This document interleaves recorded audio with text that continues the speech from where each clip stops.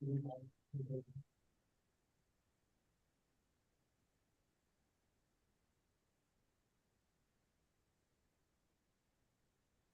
right, welcome everyone to the CABMA Small College Perspective webinar. I'll be your moderator. My name is John D'Andrade. I'm the Assistant Athletic Director at Wesleyan University in Connecticut. I'll have our panelists kind of introduce themselves. I'll have Chris start off first. Oh, Chris, you're on mute. Sorry about that. Yes, hi, my name is Chris Irvin. I'm the Business Operations Manager at Swarthmore College. We go yeah. I'm Matt Mancini. I'm the Assistant Athletic Director for Business and Operations at Connecticut College. And then Sarah.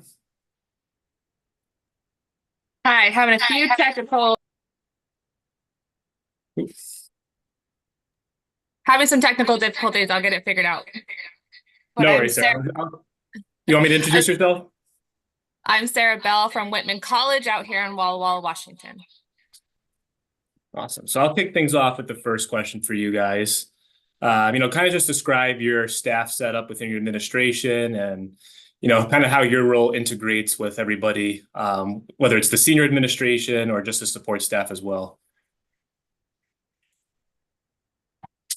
Sure. Yeah, I'll go first. So yeah, our current staff setup here at Swarthmore consists of a 5-person administrative team. So that includes our head athletic director, our associate AD that oversees our compliance area, and also serves as our senior woman administrator. We also have 2 assistant ADs, one for facilities and operations. So they oversee our game day operations, facility maintenance. And then we also have an assistant AD for recreation and wellness. And then we have myself who oversees business operations. So. Very similarly here at Connecticut College, we have an AD. Currently, we have an associate AD who kind of does everything. So in name only, she's associate athletic director, no specific titles. We have an assistant AD for events and marketing. We have an assistant AD, which is me, for business and operations. And he's not named as an assistant AD, but he's on our administrative board. He's our facilities manager and rink operations manager. Similar here at Whitman, we have our athletic director, our associate athletic director for compliance. We do have a director of facilities and event management. And we recently brought on a strength and conditioning coach, and 3 trainers, and then there's me in the business operations. Awesome. Everyone here is on D3, all of our panelists, but whether it's D2, D3, JUCO, NAIA, however it may be, a lot of us are wearing different hats, smaller staff in terms of our administration. How do you guys keep everything afloat, whether it's with the head coaches or your staff itself with financial workflows? Yeah, so for myself, within our administrative team, my role reports directly to the associate athletic director. So I'll filter most of my immediate needs and questions through that individual. Although, I work very closely with the athletic director as well, budget related matters and, our budget development process or annual process. And, we flow final approvals through him as well. And there's also, there's certain processes that may require a collaborative effort amongst, our administrative staff as well. Whether that includes sports information, if we're, if branding's involved and things of that sort. So there's some aspects that are more collaborative than others. The aspects for me, my direct report is our athletic director. We collaborate once we get through the planning processes on travel, transportation, budget, anything that we need to spend, small potato items. I usually take care of those. Anything that's very big or ordering on capital expense items, that's usually a discussion if it's not planned out. But we work very, very closely together. She has a pretty significant background in finance and budgeting. So she likes to be clued in on pretty much all of that stuff. I also report directly to my athletic director. So her and I are work together building our budget every year and communicating with coaches and collecting information with them. And then I usually go with her when we have to go speak to the president of the cabinet about any budgetary issues. Then kind of shifting gears here within your positions at your schools, what's your relationship with your advancement office, and how does fundraising play an integral part into your operating budget? I mean, for us at Wesleyan, we're not a fully funded institution, so fundraising plays a pretty integral part. But if you guys just can go into kind of some of the details where, whether it's your personal relationship with your advancement office and how that really accelerates some of your business practices or some of your financial models that you guys are implementing at your institutions. Yeah, for Swarthmore, I'd say we're in a pretty good state as far as our college and the support we receive from, financially, but our relationship with our advancement office is really in a great place right now. I mean, we have one advancement staff member who's designated for athletics, although there's two other folks in the advancement team who work very closely with us as well. So we have a lot of support there. We actually hold biweekly meetings here within the office with our advancement staff. And that just keeps us up to date on what, team initiatives are taking place behind the scenes from a fundraising perspective, what those goals are, and if they align with our department's vision as well. So internally, how those efforts can have an impact not only on the budget, but also equity. So that's how we operate with advancement. We're in a pretty interesting place here at Connecticut College in regards to advancement, and then obviously the budget and fundraising with them. We just announced that we hired a new president here today.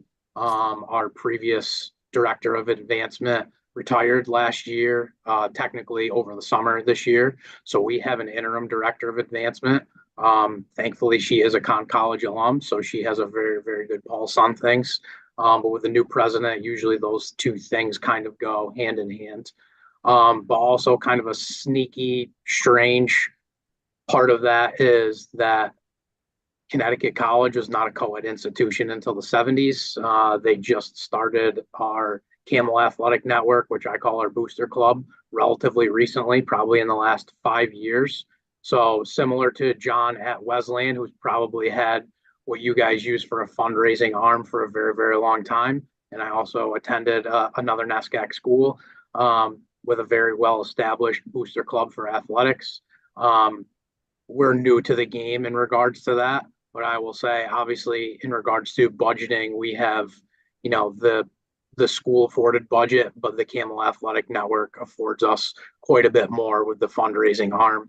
And we rely on that. I'm sure some other schools have had, especially since COVID or during COVID, a flat budget line. So the fundraising arm of that advancement working directly with athletics is very, very, very important for us to be able to operate generally, especially similar to our NESCAC constituents.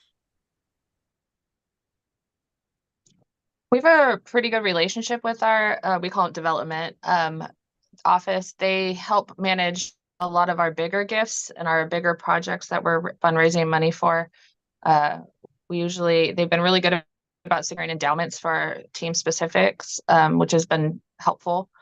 As we move forward, we're kind of pushing the envelope and like who we're contacting, why we're contacting, trying to kind of get in the back end of their system and figure out, athletics and parents are a little different than the normal student body. So they're expecting more information coming out. So we're working with them to figure out who gets contacted and when.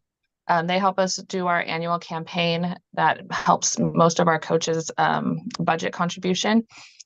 But yeah, there's always room to grow, and we're trying to become better partners. And then we both work to help inform and work with our booster group. So Awesome. Thanks, Sarah. How has inflation and rising costs of doing business within college athletics impacted your long-term financial budget strategies?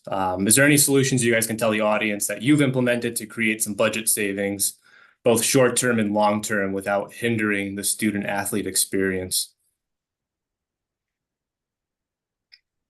Yeah, I'd say for sophomore and probably in general across the board in business operation, you see the focus now shifting on how we can accommodate those immediate operational needs. So the big ones like meals, transportation, equipment and gear, lodging. So the more common expenses that you see across the board operationally, and the more expensive, items that you may see. So versus addressing maybe the wants for a program that may not be immediately attainable. So, again, speaking from my situation, we are getting a lot of support from the college, but I've experienced both sides. So my previous institution I was at, we didn't have as much financial support from the college. So, I've experienced being at an institution that's not able to provide as much support. And this experience, I've just, areas such as travel, while still meeting requirements, needs to be managed at a minimal cost. If we're going to adjust anything, looking at travel schedules across the board, seeing where we can adjust those while still meeting minimum requirements. Some other things that we could look at are reducing the amount of overnights, whether that's maybe having an overnight one per year or, one every 2 years. That way incoming classes can still get that experience over the course of their 4 years, not just every year. So that's one area that you can try to address. Finding transportation at a reasonable cost, although that's tougher now because we have driver shortages across the board. So you see increased costs there, but using vans and school buses when possible are also cost effective.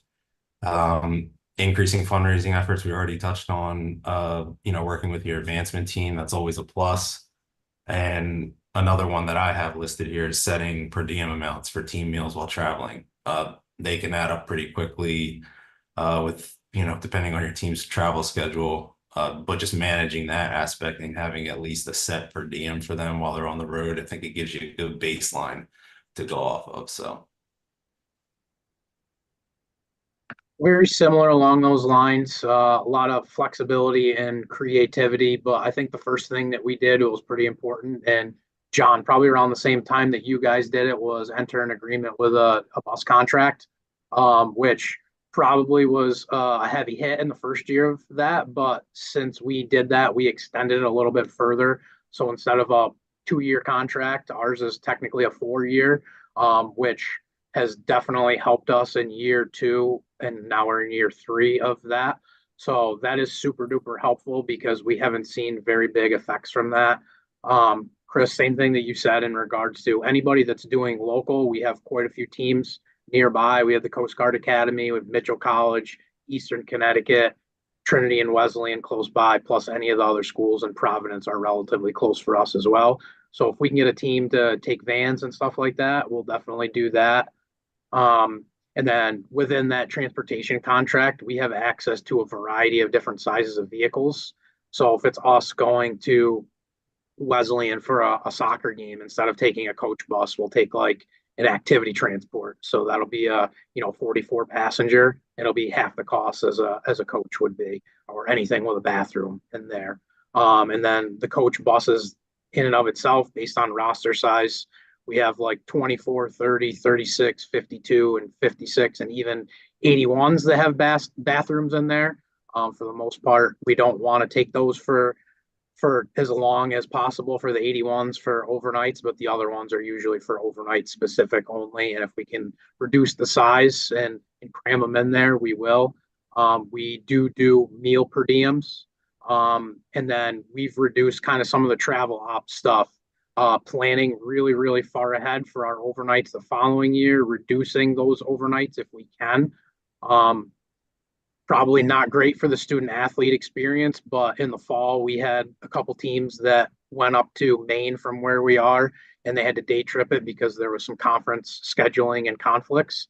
So we had some day trips. We had some neutral site games in conference so far this year that will definitely help us.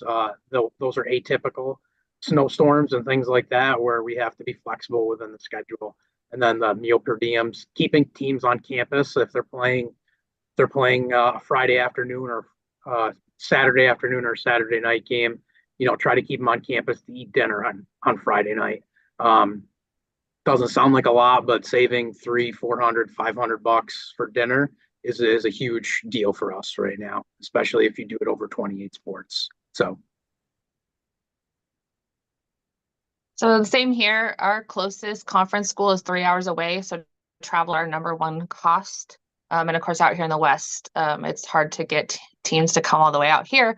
So we travel a lot for to get our non-conference games out. So same with you. We've contracted with a local bus company here to because they were the most affordable to kind of monopolize them. We do have 2 other colleges in the area that try to use them.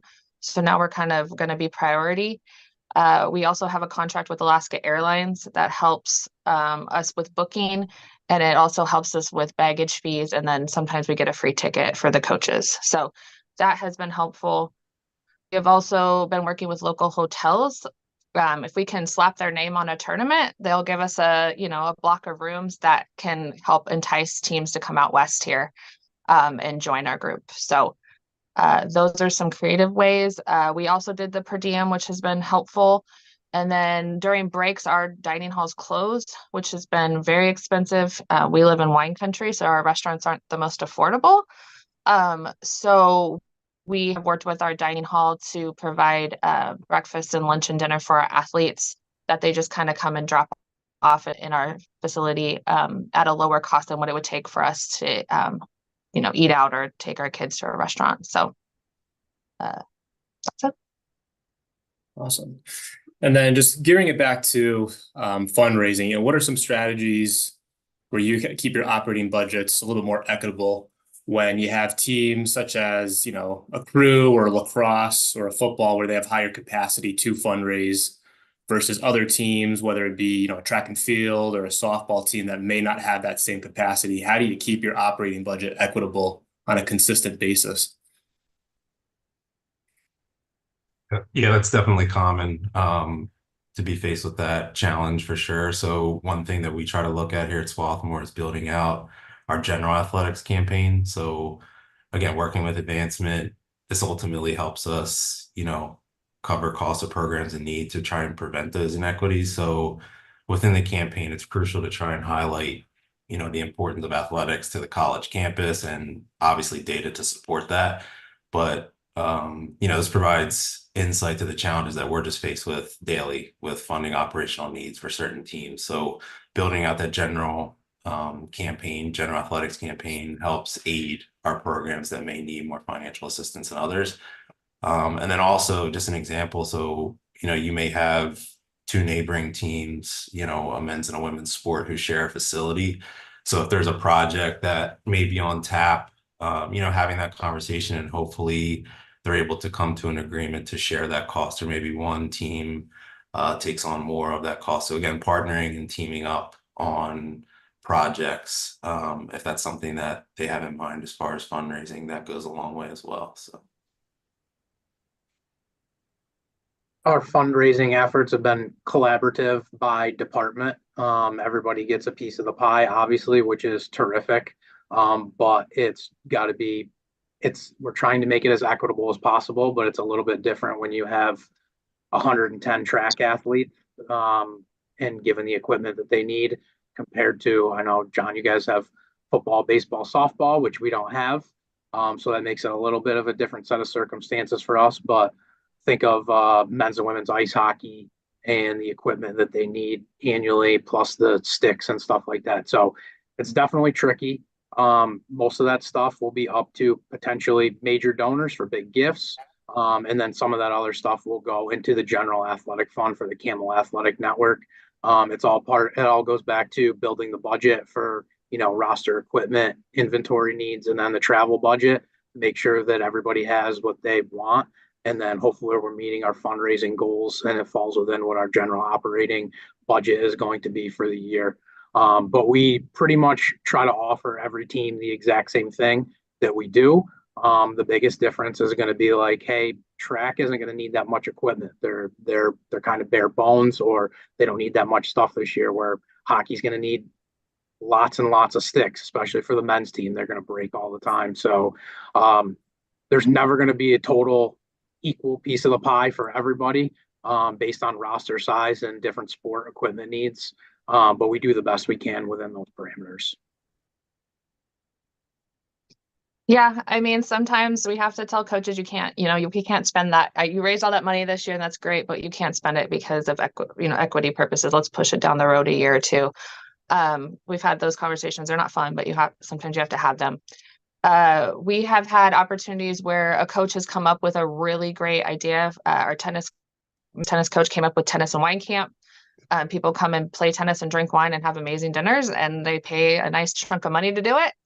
And he was working his tail off, and it was becoming a big deal. And we said, hey, what if you women's coach work together, and then you could split the profits, and then you wouldn't have so much work, and his team would benefit well. And they took right to that, and that's been a great way to kind of help their program benefit from this great idea.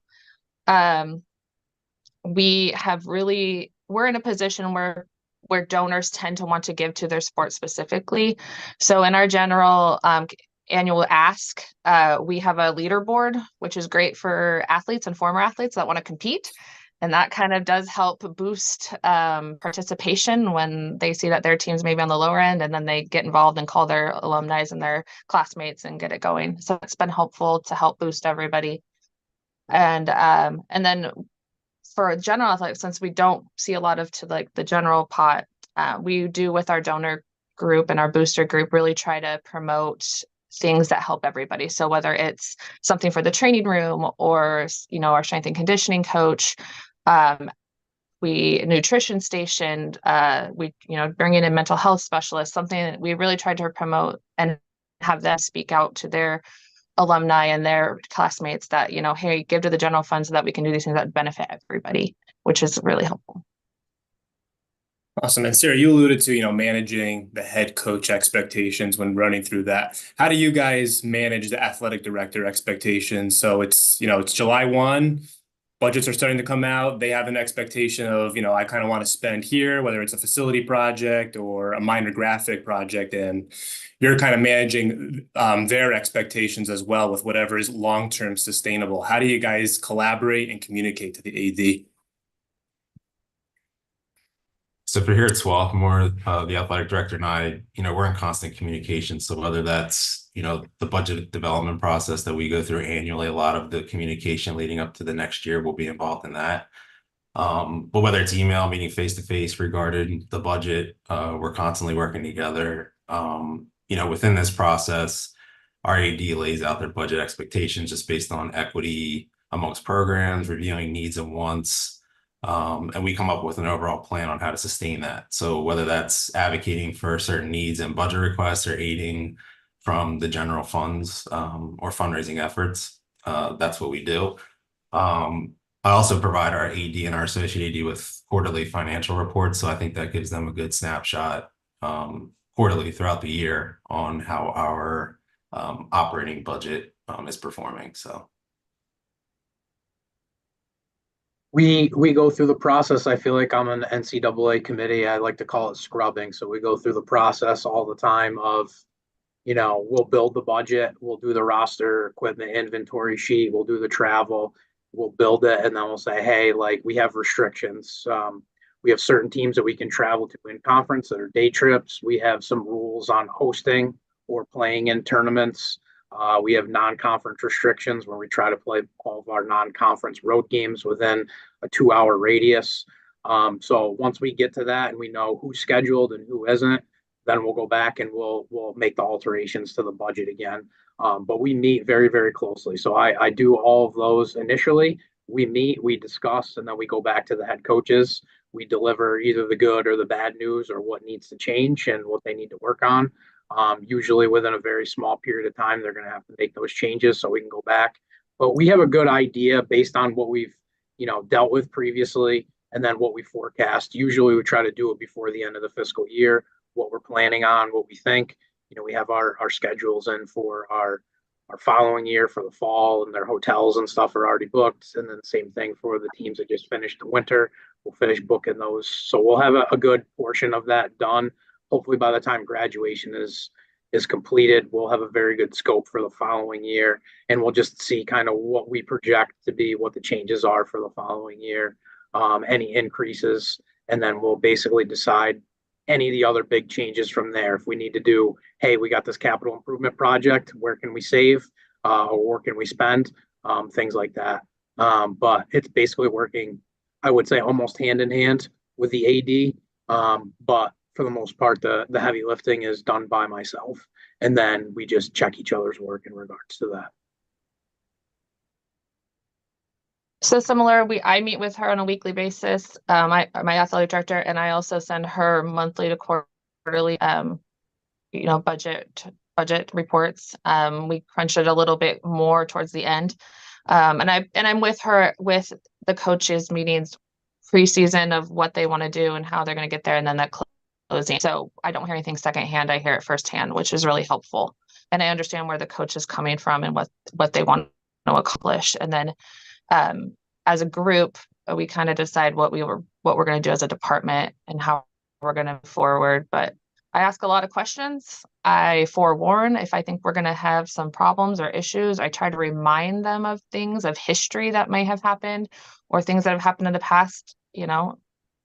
Colorado hasn't been kind to us. We tend to get stuck in snowstorms. So if we have a team going to Colorado, I like to remind them, like, hey, we could possibly get stuck and be there a few more days. So just try to give all the information I can and be on the same page so that we can make the appropriate decisions.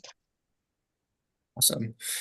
And then for you guys, like, how has small college athletic revenue streams have changed within the last 5 to 7 years? And then piggybacking off of that, what challenges have that created within your position? Yeah, for myself here at Swarthmore, and maybe John, Sarah, Matt, you could probably maybe speak better to this than I can, but our college hasn't quite adopted a process for generating revenue through sponsorship and marketing, but a lot of our streams that we see are just through, institutional advancement, donors, support, and fundraising from our teams.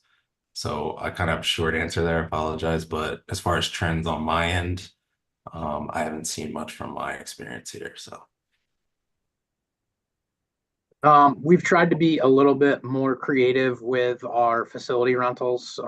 Being in a location that we are, there aren't a ton of ice hockey rinks too close by. So any of the local people, we try to do some local rentals. The issue for us is we don't keep the ice in all year round. So we have to be, we have to kind of pick and choose around our varsity athletic teams when they do it. We have classes that use the rink.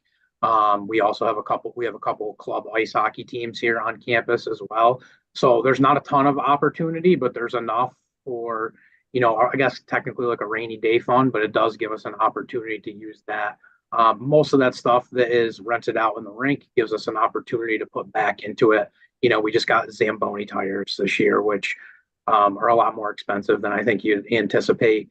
Because they have studs on them. But because of the rentals that we did with a couple of high school teams and a couple of local travel teams, it basically made us a little bit of money in regards to that.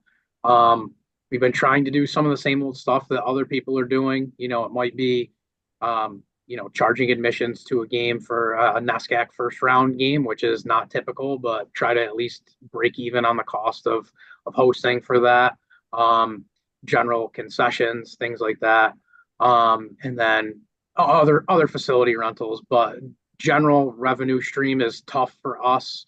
Doesn't seem like there's too many people that are willing to partner in regards to hotels or restaurants for post-game meals and things like that.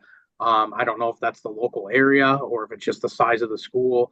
but we have not been as successful as we thought we could have been in regards to any sponsorship agreements and things like that. Putting them in the rink, put them on the boards, put them in the gym or on the fields or anything like that. But that is something we're still trying to work on to make sure that we can get to that. Even if it's a small part, it certainly helps. If it can pay for one overnight trip for each of the hockey teams, it's a huge help, and we would take that anytime. I'd say we're the same in that most of our revenue streams come from donors and camps and things like that. We are moving. The college has typically not been wanting to be very commercial, and so, but they're starting to change their tune, and so we're looking at building more sponsor packages, and with the smaller staff, also trying to build sponsor packages that don't require a lot of more work on game day. Things that can easily be worked into a script or on the board, or like a photo or a graphic on the stream. So being really careful about what kind of sponsorships we're selling, so we don't break our back on game day.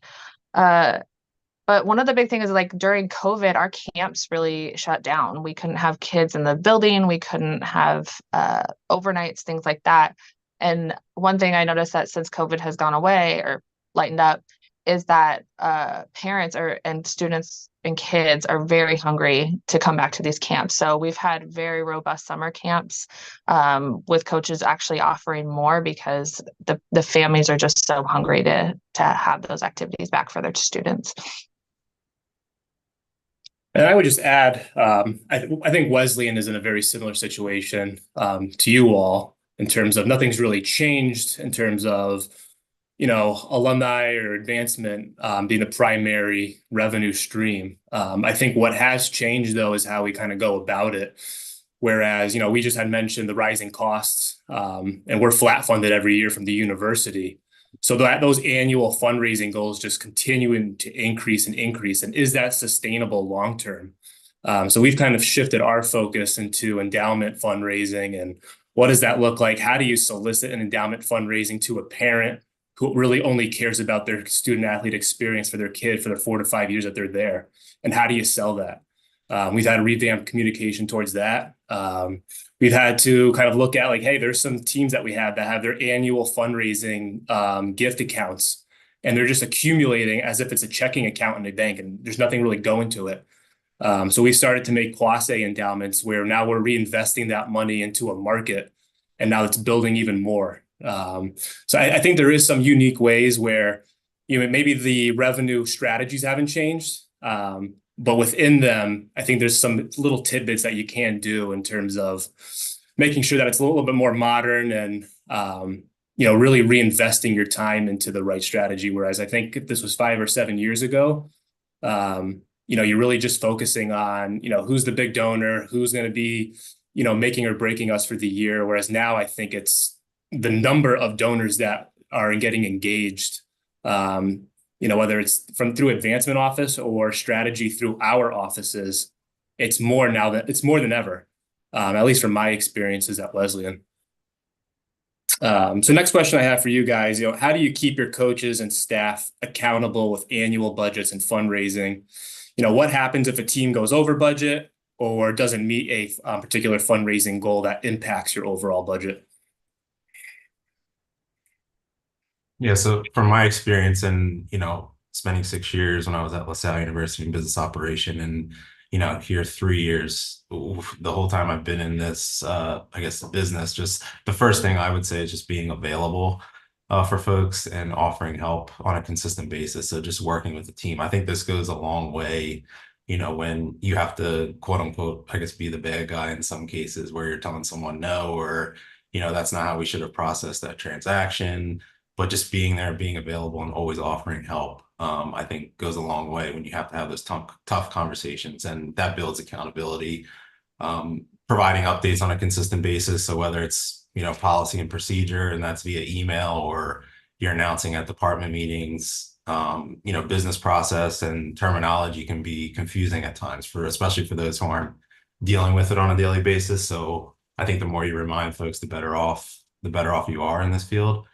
And then, holding meetings with your coaches annually to discuss budget development, operating costs. So just an overview of their budget, what the past year looked like, where we're looking at moving forward. Those meetings go a long way.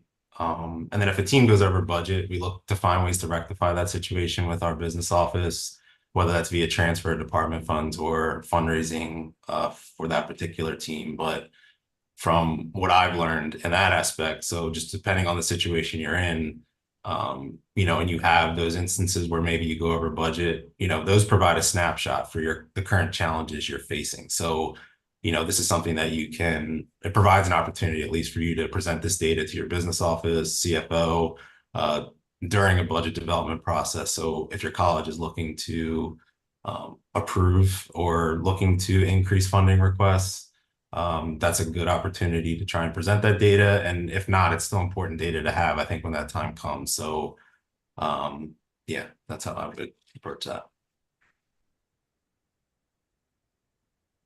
Lots of meetings with our head coaches. I'm involved in obviously the equipment ordering. I'm not the equipment manager, but the equipment, uniform cycle, practice gear, all that stuff.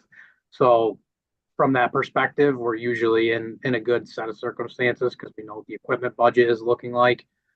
And within that, like, hey, like you can't get more soccer balls, or you can't get an extra portable set of goals that's going to exceed your budget. So sometimes you have to be the bad guy, but at least like Chris said, you got to be accountable. Have the meetings with those coaches. Delivering tough news is not the most comfortable thing sometimes, but they're professionals and they're adults, and they'll understand, even though in the moment they may not like the answer. A lot of people don't like to be told no, but sometimes you have to tell them no.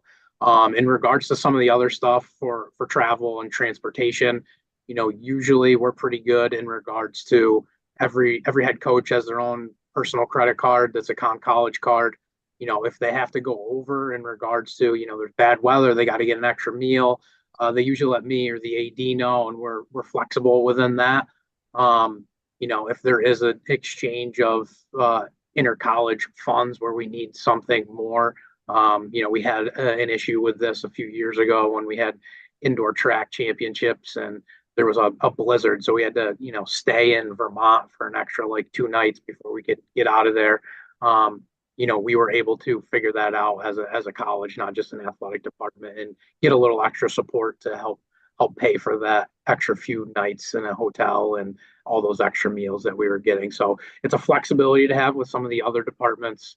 But it's also working with the coaches to make sure that they know what is required. And, we give them for every road game, it's like, hey, this is your meal budget.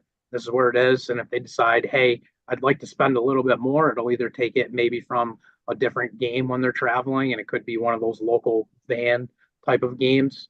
Or if they're fortunate enough to have some money in their gift or special use account, they can certainly take it from there. So we allow them a couple different avenues to be able to say yes. We want to say yes for the student athlete experience, but having those discussions and saying no sometimes is what needs to be done to have that accountability and make sure that they know what they're supposed to do and what they're not supposed to do. So our coaches are heavily involved in creating their budget. And so they have a pretty good understanding of what they can and can't do and what we're doing and, what our limits are. So we start there. So really clear expectations. I think being available is also really important, and being, congenial, because they'll come to you asking questions, even though they know they screwed up maybe, but they're not scared to come talk to you and work through it with you. We've had instances where coaches have gone over budget. Luckily, our camp budgets and our donor budgets sit outside the operating budget, so we will pull from those, and they're very aware that could happen. It's not a practice we want to, do on a regular basis, but it does happen. And then same thing with weather. We have to go over a major mountain pass or a major river gorge to go to our conference opponents. So I always keep a list of weird things that happen throughout the year, and we've been pretty good getting college support to, in the name of student safety, getting college support to help pay for those weird things that happen. So.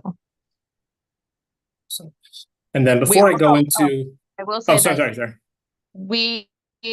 I do track money really closely up to the end, and we have shut down coaches' spending. Sometimes we've had to shut it down in, May or late April, And we've had to have those tough conversations and really work through things. But sometimes we have to shut people down, and that's not fun, but we work through it.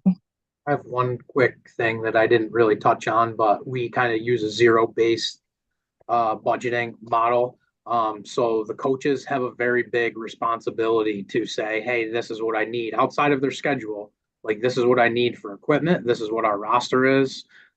These are capital expenses that we're going to need, maybe not this year, but in 3 years. So they're heavily involved in that. And when we say, hey, listen, like, you left some of these things off, they're pretty big ticket items, and that's for you. You knew that this was coming. We put the onus on them, which may or may not be the best practice, but I think it helps them understand the process a little bit better from where we're coming from, sitting in the seats that we are. So they have a better appreciation for, hey, man, I forgot to plan for, our soccer goals are in bad shape, or our shelters on the soccer field are in bad shape. So some different things like that where they have an appreciation, but they're not awesome at it, but they've definitely gotten better at it in the 3 or 4 years since I've been here.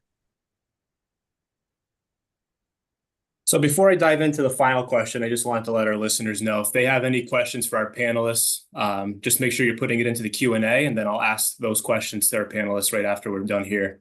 So final question I have, what are some future trends that you guys see within the small school perspective that you may not necessarily see at the D1 level?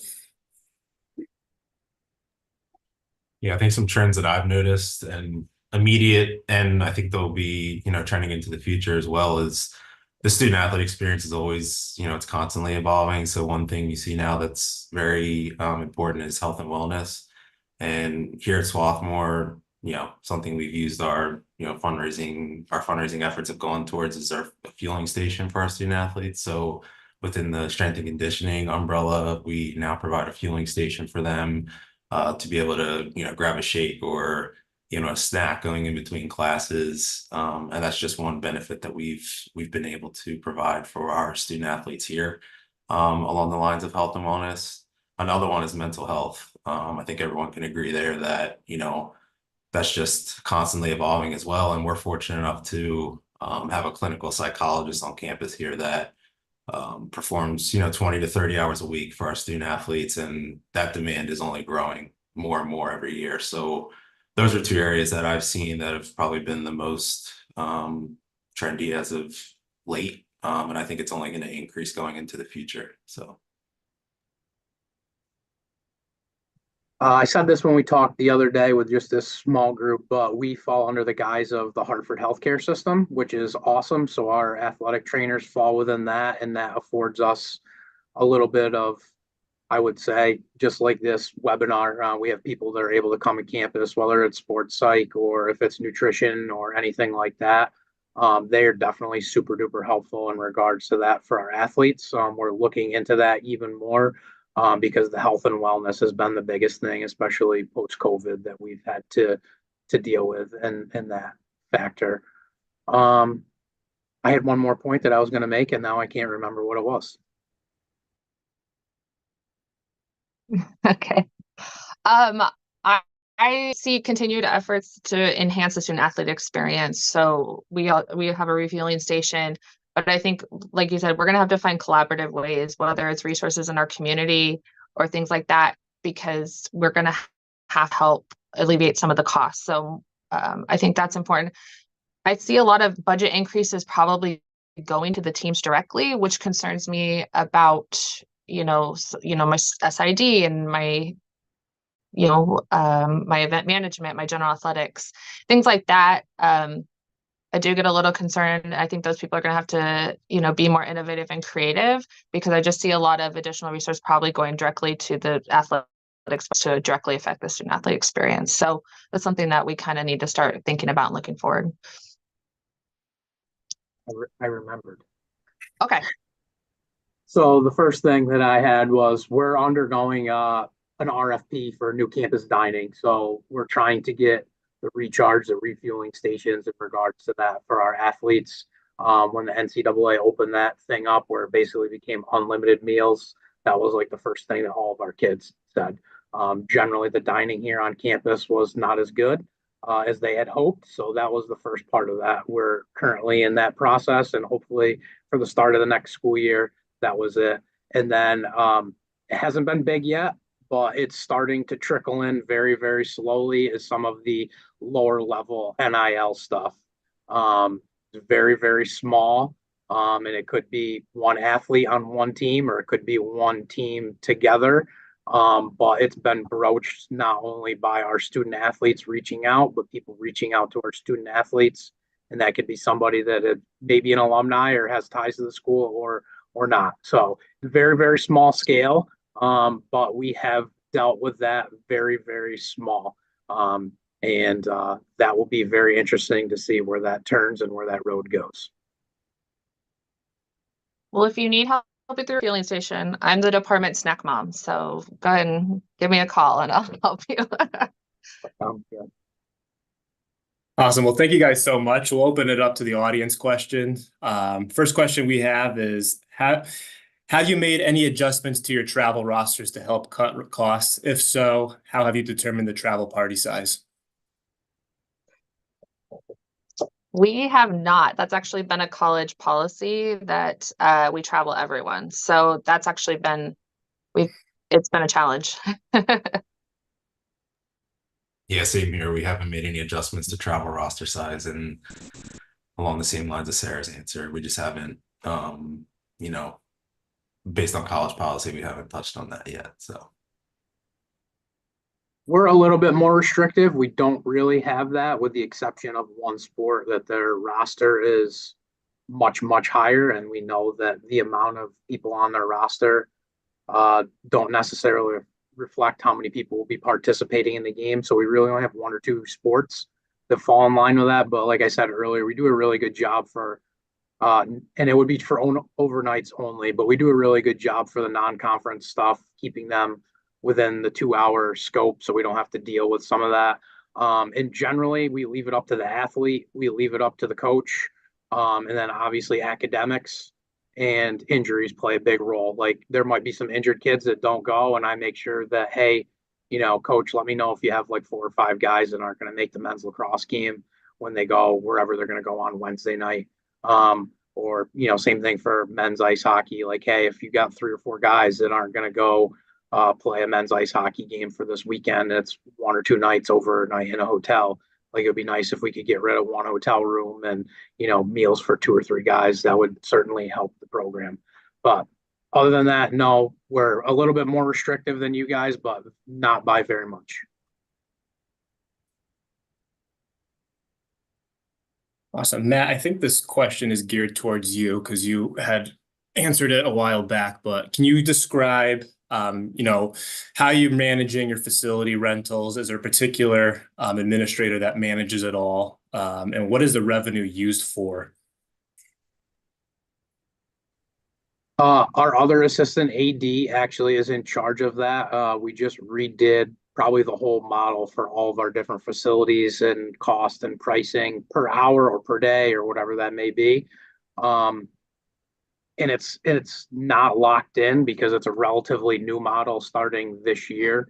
The revenue earned will potentially go to whatever that facility is. It could be to whatever coach and or team that helps put on that event. It could be travel basketball and say, hey, our women's basketball coach might do it. It'll probably go to a gift or special use or something like that. It could be shared with main campus as well, as part of that agreement. So it's not fully locked into, round peg, round hole. There's a variety of different things, but we could use that for people could use that for a spring break trip. They could use it for basketball team wants to go down to Florida and play 2 games over winter break. Like if they're willing to do that and basically run that event and take the reins as that event administrator, then we'll give it to that team special use or gift, and then it'll allow them to do some different things. Probably not optimal yet. We're still working through it. The old model that we had didn't really exist as well as it probably should have, and we could have been charging much, much more. But we're molding that piece of clay to work out for everybody. So, and then another question that we have kind of fits with what Chris and Matt have in their backgrounds, but going through the RFP process for your equipment and apparel, I just noticed that both of you guys are Under Armour. What is the process that you guys have taken, and have there been any hardships or challenges if you're changing brands and having to outfit your entire department? Have you run into any of those hiccups, and kind of what have been the challenges along the way during that RFP process? Maybe Matt can speak better to the RFP process with shifting between brands. When I started, we were actually locked into a deal with BSN and Under Armour, so haven't had the privilege to go through that yet. But I'll say some challenges. I mean, we're faced with, and everyone is, it's just increased cost across the board with equipment. I mean, it's really taken a shift after COVID. Just the cost of gear for your team and the equipment that's required to perform for our teams, the cost of just astronomically increased. So again, if your college is, supporting financially and able to request budget increases, doing a deep dive with your teams, building out needs and wants list and seeing, what your operational needs are from an equipment standpoint, year to year, and trying to advocate for your teams it's crucial at this point with equipment. But going through the RFP process, unfortunately, I don't want to speak out of term, so maybe Matt can speak more to that. Before I got to con, every team did pretty much whatever they wanted to do. So, basketball and soccer could be in Nike, hockey could be in Bauer or Warrior, lacrosse could be in Warrior or Under Armour. It was kind of the Wild West. So for us, obviously, trying to run a business as well, we went through and reviewed a whole bunch of different entities. Under Armour from the sounds of it, and I've been at a couple different places that have used different brands. But for this level, they're able to service almost every single one of our teams uniform wise. We have two kind of offshoot programs that they don't really and can't really supply us. But there's the rewards that either Under Armour or BSN supplies us far exceeds pretty much anybody else based on our 28 team athletic spend. So that was the biggest thing from that perspective. We are renegotiating currently for probably starting school year 24-25. So that's not set in stone. So this background could change in a few months. You'll have to check back in. But some of the bigger issues that we heard from some of the other companies was just based on timing. And some of the smaller things like team stores and things like that. But they've been able to supply us the most accurate. But the RFP process, the biggest thing we've had is trying to have those team stores kind of locked in and consolidated. And then the shipping has been pretty much the worst part of the entire thing. That causes kind of a lot of issues because regardless of who you're going with, we don't know where it's coming from and we can't really control that. And whether it's our area manager, our regional manager, once they put that order in, they might not have a pulse on that either. So that causes a little bit of a logistical nightmare for us when we're expecting something to come in 3 or 4 days and it comes in, a week to 10 days and we need it for a game or we need it to host an event or anything like that. But the positives are the rewards. And then the time frame on that, the negatives are probably like the team store stuff that we've dealt with, which is bigger for probably mommies, daddies, and alums, not necessarily the student athletes. And then obviously just the general shipping issues that we've dealt with. And that might not be, BSN or Under Armour specifically, just that they're so spread out coming from all over the world or all over the country. We're a BSN Nike school. And we too, just shipping's been a nightmare. And then just quantities and having stuff in stock has been challenging. But yeah, the rewards are nice. They help us alleviate some costs and things like that on the back end. But yeah, it's been challenging. But I did sit down with our vendor and I said, here's a team take everything that has to be Nike, because if we could do something that wasn't and maybe go through a different vendor that's cheaper or find a cheaper alternative, we did. So they know exactly what actually has to be Nike and what they could get away with. But yeah, it's been tricky. It's been really challenging. So we're looking into new options. I think we have time for one more question for you guys. So I'll leave it off at this. What advice would you give for someone that's seeking to work in your position?